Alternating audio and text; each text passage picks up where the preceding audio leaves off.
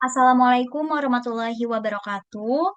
Perkenalkan, saya Anissa Febiani dengan NPM 22 1063 10 553 dari kelas 7C. Di sini saya akan memaparkan hasil pekerjaan saya mengenai penelitian yang merupakan salah satu tugas dari mata kuliah Statistika Inferensial yang diampu oleh Bapak Dr. Muhammad Ridwan Yudanegara, MPD. Adapun bahasan yang akan saya bahas di sini ada tiga. Yang pertama adalah terkait poster penelitian saya, yang kedua adalah cara mengolah data menggunakan R, dan yang ketiga adalah cara mengolah data menggunakan Excel. Baik, langsung saja kita masuk ke pembahasan yang pertama, yaitu adalah pemaparan poster penelitian.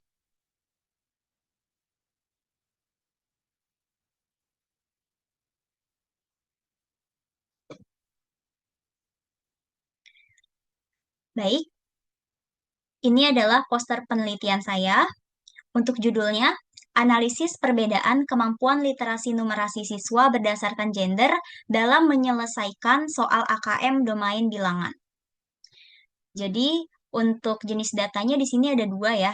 Ada data dari nilai siswa perempuan dan data dari nilai siswa laki-laki. Dengan keywords, literasi numerasi, AKM, gender, uji T2 sampel independen, dan power analysis. Di sini ada identitas saya, yaitu Anissa Febiani dengan NPM 22 1063 10 553 dari kelas 7C.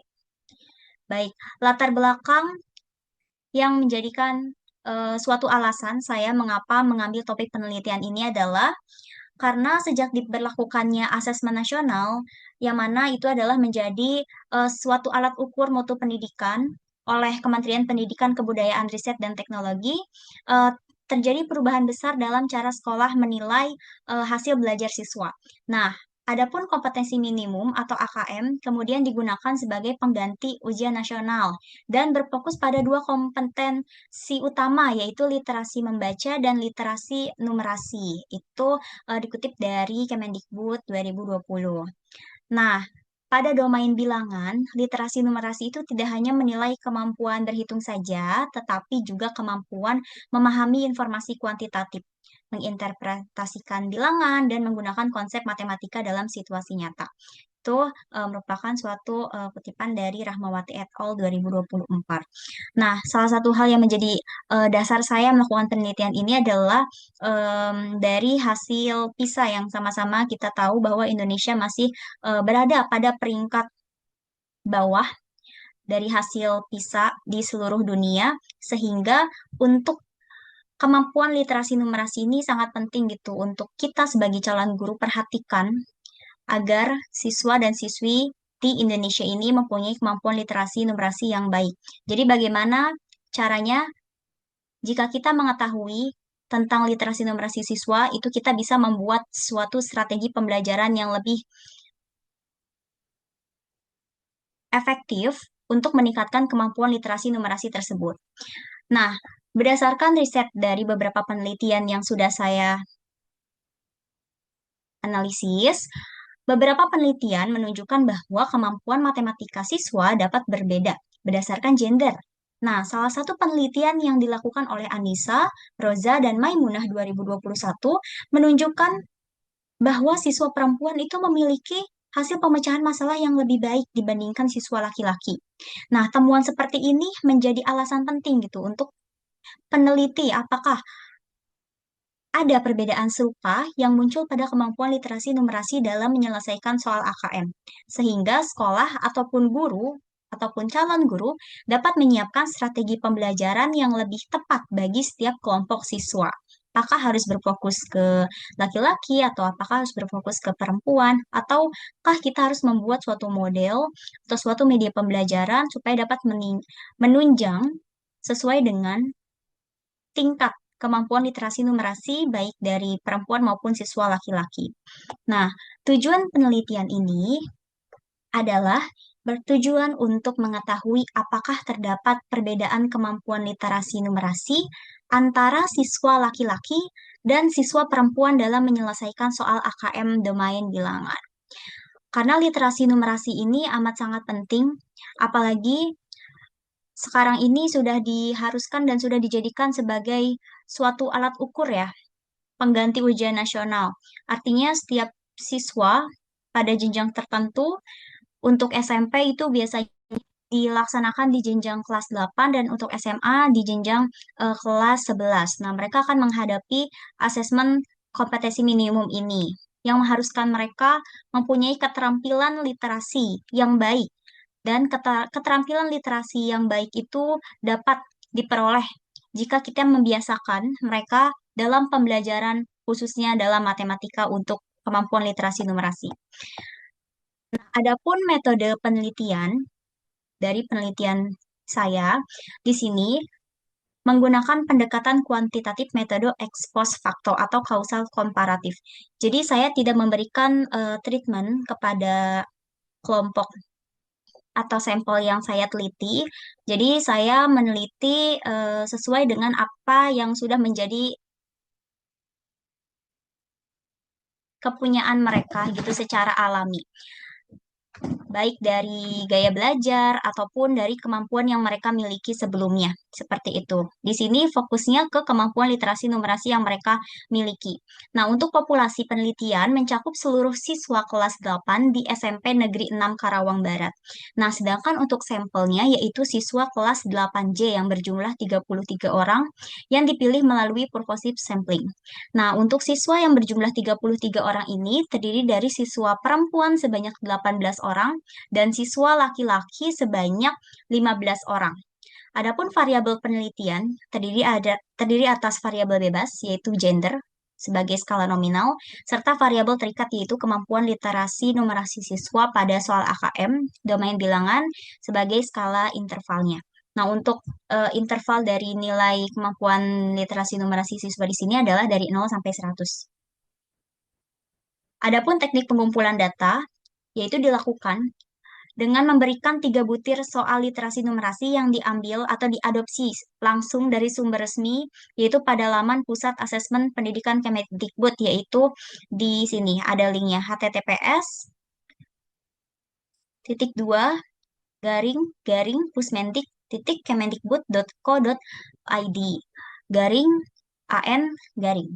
Nah, selanjutnya, untuk analisis data dilakukan melalui beberapa tahapan dengan memenuhi asumsi bahwa yang pertama data harus berdistribusi normal, lalu varians antar kelompoknya itu homogen atau sama, lalu kedua kelompok itu independen, dan variabel terikatnya itu berada pada skala interval. Nah, di sini ada flowchart dari analisis data yang akan saya lakukan. Jadi, untuk yang pertama di sini adalah data berupa 2 sampel independen ya. Artinya harus berbeda. Nah, di sini 2 sampel independen. Untuk yang pertama itu adalah kemampuan literasi numerasi siswa perempuan dan untuk yang kedua adalah kemampuan literasi numerasi siswa laki-laki. Jadi di sini ada 2 sampel independen.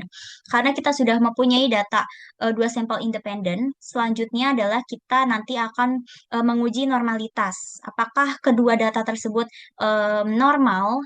Nah, kedua data tersebut akan diuji secara satu persatu gitu. Mereka itu dapat dikatakan normal ketika dua-duanya normal. Seperti itu. Nah, ketika sudah memenuhi syarat bahwa keduanya harus berdistribusi normal, kita lanjut ke uji homogenitas. Nah, kita akan melihat apakah varians dari kedua sampel tersebut itu sama. Nah, ketika sudah terbukti atau memenuhi syarat bahwa kedua sampel tersebut itu homogen, kita baru akan menguji hipotesis. Nah, di sini uji T. Kita akan menggunakan uji T buat sampel independen. Kenapa? Karena untuk varians populasi atau ya varians populasinya tidak diketahui, jadi kita menggunakan uji T 2 sampel independen. Seperti itu. Di mana untuk hipotesisnya adalah terdapat perbedaan antara kemampuan literasi numerasi siswa perempuan dan kemampuan literasi numerasi siswa laki-laki dalam menyelesaikan soal AKM domain bilangan. Izin melanjutkan. Nah, jadi jika H0-nya ditolak, di sini kan ada pertanyaan. Apakah H0-nya ditolak? Jika iya, maka tahap berikutnya kita akan melakukan effect size atau ukuran efek. Tapi kalau misalnya H0-nya tidak ditolak, kita akan melakukan power analysis. Baik, langsung saja kita masuk ke pembahasannya. Nah, di sini saya menggunakan Excel dan juga RStudio dalam mengolah data. Baik, kita mulai. Berdasarkan data nilai kemampuan literasi numerasi siswa laki-laki dan perempuan kelas 8J yang berjumlah 33 siswa, yaitu 19, maaf, 18 siswa perempuan dan 15 siswa laki-laki, serta hasil pengolahan menggunakan Excel dan RStudio, analisis diawali dengan uji normalitas Shapiro-Wilk. Nah, di sini kita menggunakan uji Shapiro-Wilk ya. Kenapa? Karena jumlah dari datanya itu sedikit. Untuk yang perempuan hanya 15 dan untuk yang laki-laki hanya ada em, untuk yang perempuan ada 18 dan yang laki-laki ada 15. Nah,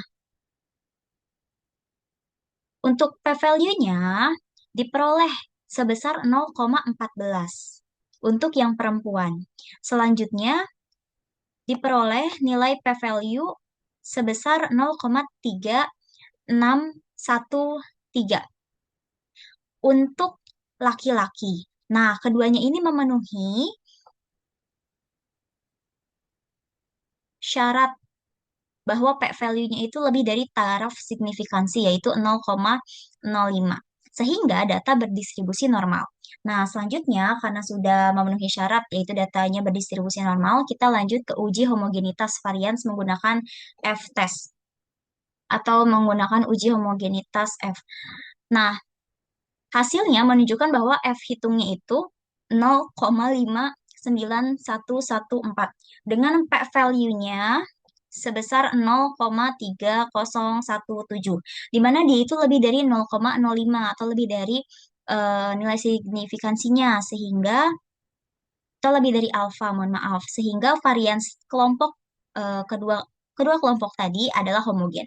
Nah, karena kedua data tadi sudah normal dan homogen, kita lanjut ke uji berikutnya, yaitu uji T2 sampel independen.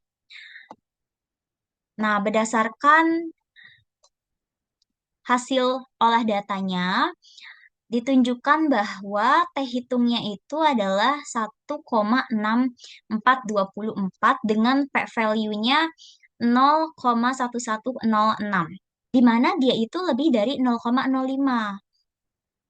Nah, sehingga karena p-value-nya lebih dari 0,05, maka H0 itu tidak ditolak. Artinya, tidak terdapat perbedaan signifikan antara kemampuan literasi numerasi siswa laki-laki dan perempuan.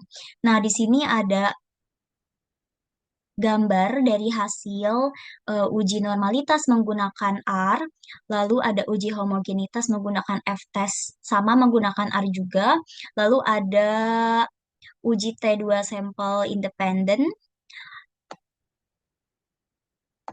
dan yang selanjutnya adalah power analysis. Nah, mengapa dilakukan power analysis? Karena berdasarkan flowchart tadi ya, jika H0-nya di sini, H0 apakah ditolak? Tidak. Jadi H0-nya tidak ditolak, maka kita lakukan power analysis. Nah, kita lakukan power analysis.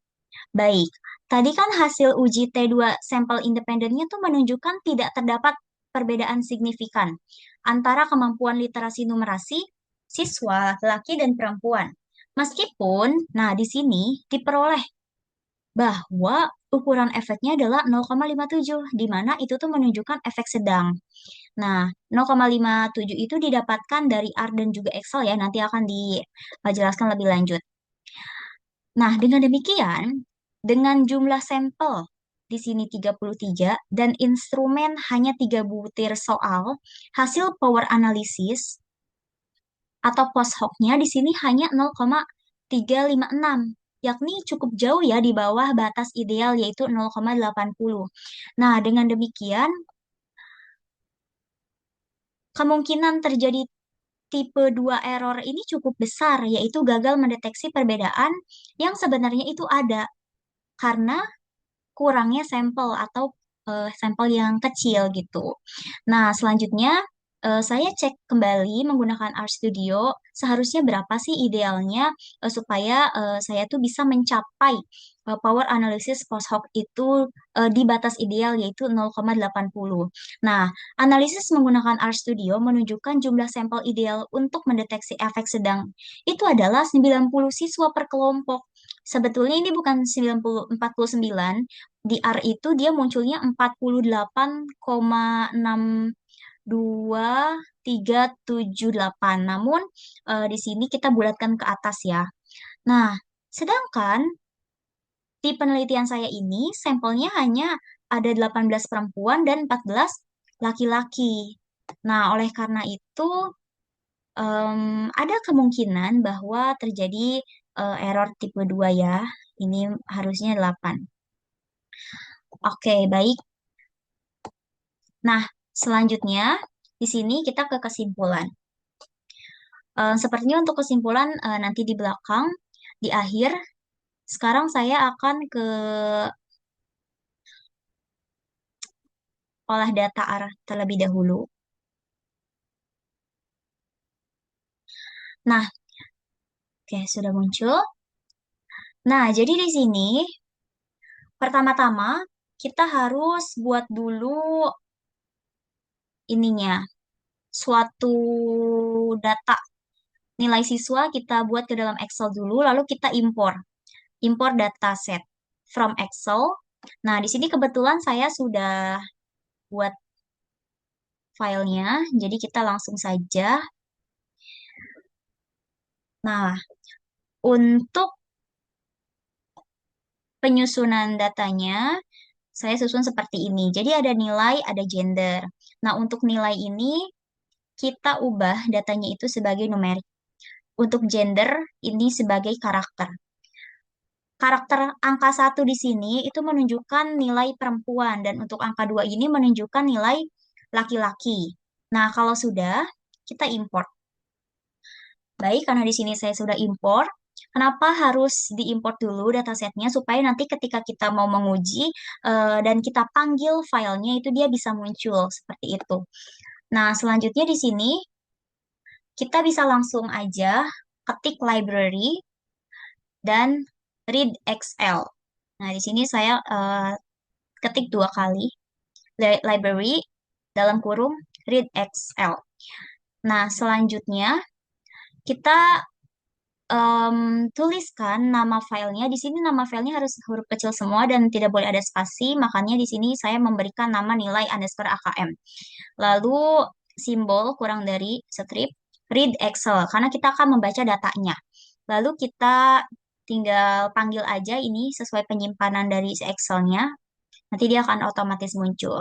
Nah, selanjutnya kita akan mendefinisikan variabel tersebut dengan melihat datanya. Jadi kita klik view dalam kurung nilai AKM. Nah, nilai AKM ini nama file Excel yang tadi. Kita akan mendefinisikan variabelnya karena ada dua variabel Y1 dan Y2. Jadi Y1 itu untuk nilai AKM dari gender 1 yaitu perempuan dan Y2 itu adalah nilai AKM dari gender 2 yaitu laki-laki. Lalu kita klik print Y1 dan print dalam kurung Y2. Nah, sekarang kita akan mendefinisikan variabelnya. Kita bisa blok dan kita klik run. Oke, nah di sini sudah bisa terbaca ya untuk datanya itu sendiri. Untuk nilai siswa yang perempuan di sini ada nih 180 dan seterusnya. Lalu untuk siswa yang laki-laki juga ada. Sudah betul semua, kita bisa cross-check kembali apakah masih ada data yang salah. Kalau sudah tidak ada data yang salah, kita lanjut untuk cek asumsi normalitas. Di sini kita menggunakan Shapiro Wilk. Kita klik library dalam kurung stats, lalu ketik Shapiro.test, lalu kita masukkan Y1 dan Y2. Kenapa? Karena kita harus uji normalitas masing-masing ya, dan dua-duanya harus homogen.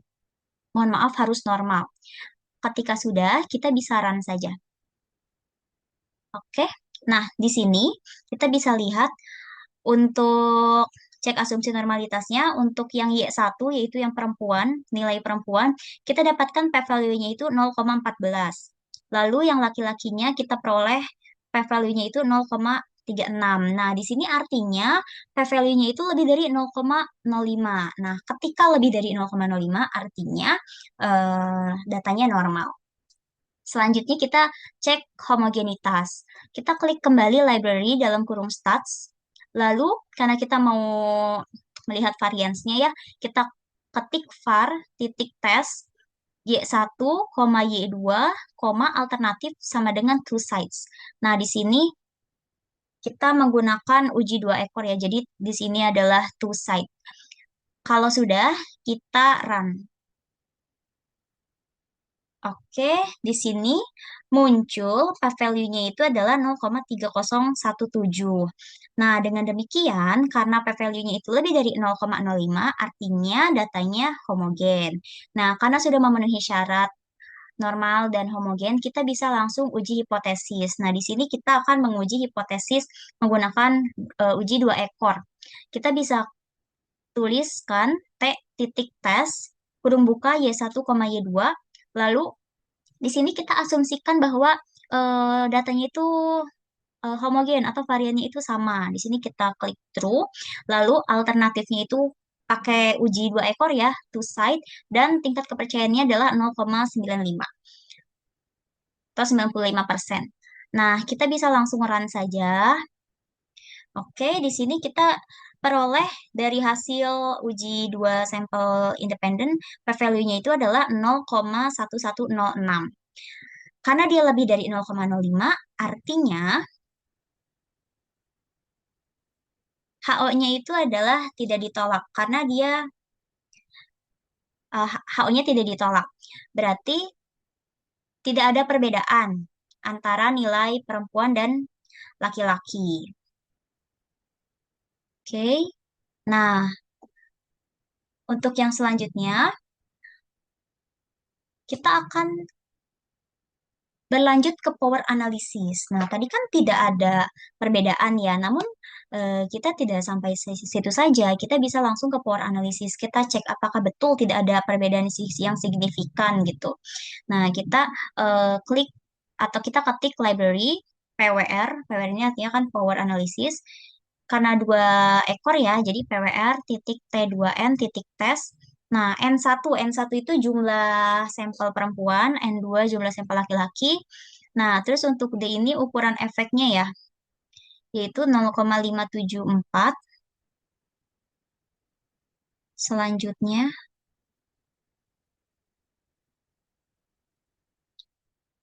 signifikan levelnya itu adalah 0,05. Alternatifnya two sides. Selanjutnya, kita bisa langsung run saja. Nah, ternyata di sini kita peroleh bahwa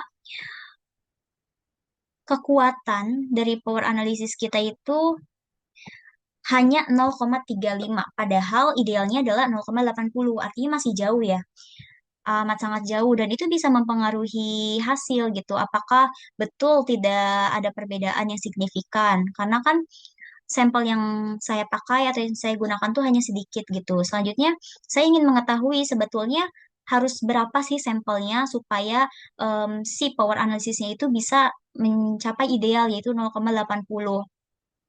Nah, di sini kita bisa run lagi. Oke, nah di sini kita peroleh ya. Katanya, berdasarkan hasil R ini, kita membutuhkan satu sampel atau N-nya itu 48,62 atau kita bulatkan ke 49. Artinya, kalau mau ideal, jumlah satu sampelnya itu minimal 49 gitu. Nah, ini adalah uji atau olah data menggunakan R. Selanjutnya, saya akan memaparkan hasil perhitungan saya atau hasil uji. Saya menggunakan Excel. Nah, di sini kalau untuk menggunakan Excel, Seperti biasa, saya itu menuliskan atau memasukkan atau menginput dulu nilai yang perempuan dan laki-lakinya di sini. Selanjutnya saya hitung. N1-nya di sini ada 18 menggunakan rumus count. N2-nya ada 15 sama menggunakan rumus count, saya blok. Lalu Y bar 1 ini rata-rata dari nilai yang perempuan, Y bar 2 rata-rata dari nilai yang laki-laki. Nah, selanjutnya di sini saya mencari varian dari yang nilai perempuan. Varian satu, selanjutnya varian dari yang nilai laki-laki. Nah, selanjutnya penting untuk dilihat di sini, saya kan mau menguji sampel independen jika variansinya sama. Di sini maksudnya dua sampel independen ya, jika variansinya sama atau homogen. Nah, kita akan mencari SP terlebih dahulu untuk memudahkan ketika mau mencari T hitung. Nah, di sini SP-nya itu kan ada penyebut, ada pembilang ya di dalam akar. Kita cari dulu penyebutnya. Berarti N1 tambah N2 dikurang 2. Di sini saya pakai rumus juga. Lalu untuk pembilangnya, di sini menyesuaikan rumus ya. Jadi N1 dikurangi 1 dikali S kuadrat ditambah N2 dikurang 1 dikali S kuadrat. Nah, ini untuk hasil yang pembilangnya. Selanjutnya untuk SP-nya di sini saya pakai SQRT, artinya akar dari E9, si pembilangnya itu tadi, dibagi penyebut. Nah, diperoleh SP-nya adalah 21,38. Nah, selanjutnya di sini bisa langsung ke T, T hitung. Nah, untuk T hitungnya tadi kan X bar 1 dikurang X bar 2. Jadi N E, E4 dikurangi E5. Lalu dibagi dengan, nah, si SP tadi dikalikan dengan, nah, si SP tadi dikalikan dengan akar dari 1/N1 ditambah 1/N2. Oh iya, untuk yang itunya di sini ya, ada di N dot. Jadi akar dari 1/E2 itu kan N1 ditambah 1/E3 itu kan N2. Nah, jadi untuk yang ini, kita hitung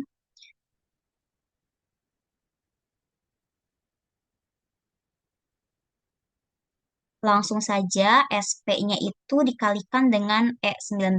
Karena E19 ini, N dot ini udah dari sini ya, akar 1/N1 tambah 1/N2. Nah, selanjutnya di sini kita bisa menentukan batas bawah dan batas atas. Diperoleh batas bawahnya min 2,97, batas atasnya 27,52. Selanjutnya kita bisa menentukan T kritisnya juga di sini menggunakan dua ekor, P value-nya menggunakan rumus juga, dan efek size-nya. Nah, di sini kita memisalkan ya, Y. Satunya itu adalah kemampuan literasi numerasi siswa perempuan dalam menyelesaikan soal AKM domain bilangan. Y2-nya kemampuan literasi numerasi siswa laki-laki dalam menyelesaikan soal AKM domain bilangan. Hipotesis penelitiannya adalah terdapat perbedaan antara kemampuan literasi numerasi siswa perempuan dan laki-laki dalam menyelesaikan soal AKM domain bilangan. Nah, uji statistiknya atau uji hipotesisnya menggunakan uji dua ekor, di mana H0, ini mesinnya H1, H0-nya itu adalah New1 sama dengan New2, artinya tidak terdapat perbedaan antara kemampuan literasi numerasi siswa perempuan dan laki-laki dalam menyelesaikan soal AKM domain bilangan. Selanjutnya untuk H1-nya, terdapat perbedaan antara kemampuan literasi numerasi siswa perempuan dan laki-laki dalam menyelesaikan soal AKM domain bilangan. Nah, di sini kita tahu ya, untuk T hitungnya diperoleh 1,624. Itu kurang dari T kritisnya, yaitu 0, mohon maaf, 2,039 atau dibulatkan 2,040. Maka T hitung tidak jatuh di daerah penolakan H0. Begitu juga P value-nya, yaitu sama dengan 0,11. Dia lebih dari alfa 0,05, maka H0 tidak ditolak. Kesimpulannya, berdasarkan hasil uji T2 sampel independen pada nilai kemampuan literasi numerasi siswa perempuan dan laki-laki dalam menyelesaikan soal AKM domain bilangan, diperoleh bahwa T hitungnya itu kurang dari T hitungnya itu kurang dari T kritis Mohon maaf, ini maksudnya adalah 2,039. Nah, dengan demikian, T hitung tidak jatuh di daerah penolakan H0. Begitu juga dengan p-value-nya. 0,11 itu lebih dari 0,05. Nah, hal ini menunjukkan bahwa H0 tidak ditolak, sehingga tidak terdapat bukti yang cukup untuk menyatakan adanya perbedaan antara kemampuan literasi numerasi siswa perempuan dan laki-laki dalam menyelesaikan soal AKM domain bilangan. Namun, pada interval kepercayaan 95% untuk perbedaan rata-rata kemampuan literasi numerasi siswa laki-laki dan perempuan itu berada pada batas bawahnya itu min 2,97 dan hingga batas atasnya 27,52 yang mencakup angka 0 atau nilai 0. Nah, hal ini menunjukkan bahwa secara statistik tidak terdapat perbedaan signifikan antara kedua kelompok. Meskipun demikian, nilai kohens D atau nilai ukuran efeknya itu 0,57, di mana itu tuh menunjukkan efek sedang, sehingga secara praktis terdapat kecenderungan perbedaan rata-rata seperti itu. Lalu ditambah lagi hasil power analysis post hoc-nya 0,356 yang menandakan kekuatan ujinya itu rendah. Sehingga kemungkinan terjadi tipe 2 errornya itu cukup besar. Artinya perbedaan sebenarnya mungkin saja ada tetapi tidak terdeteksi karena ukuran sampelnya kecil, yaitu saya hanya menggunakan 33 sampel aja dan instrumennya terbatas hanya 3 butir soal. Selanjutnya saya akan mempresentasikan lagi posternya untuk kesimpulan. Nah, sehingga kesimpulannya, hasil penelitian menunjukkan tidak terdapat perbedaan signifikan antara kemampuan literasi numerasi siswa laki-laki dan perempuan. Karena P-value-nya itu lebih dari 0,05. Meskipun ukuran efeknya itu atau kohens D-nya itu 0,57 yang menunjukkan efek sedang secara praktis. Nah, power analysis post hoc-nya itu 0,356, di mana menandakan kekuatan ujinya itu rendah, sehingga hasil tidak signifikan yang tadi itu perlu ditafsirkan lagi secara hati-hati gitu. Nah, implikasinya guru perlu menyiapkan strategi pembelajaran yang merata dan adaptif, karena tidak terdapat perbedaan signifikan ya berdasarkan hasil penelitian tadi. Dan untuk penelitian selanjutnya disarankan menggunakan sampel lebih besar serta instrumen yang lebih komprehensif supaya memperoleh power analysis yang ideal di angka 0,80. Baik, cukup sekian yang dapat saya sampaikan. Mohon maaf atas segala kekurangannya. Terima kasih atas perhatiannya. Saya tutup dengan salam. Wassalamualaikum warahmatullahi wabarakatuh.